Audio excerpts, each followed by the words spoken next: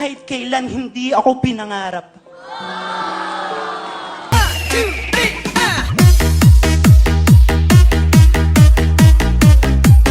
Lalaki ay nangangako Sa harap ng hukumang ito sa harap ng hukumang ito na magsasabi ng katotohanan na magsasabi ng katotohanan at pawang katotohanan lamang. at pawang katotohanan lamang sa kahirapan at sa kaginhawaan, sa kasiyahan at sa kalungkutan hanggang sa hiwalay tayo ng kamatayan.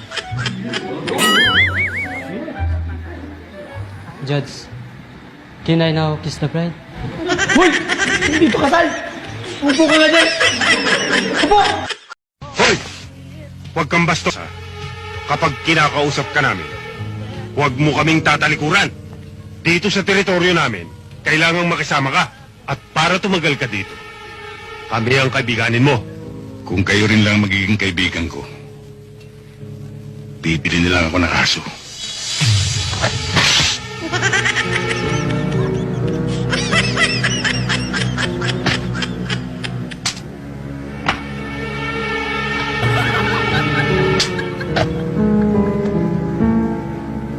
Kung gusto niyo magtagal, ako ang kaibigan ninyo.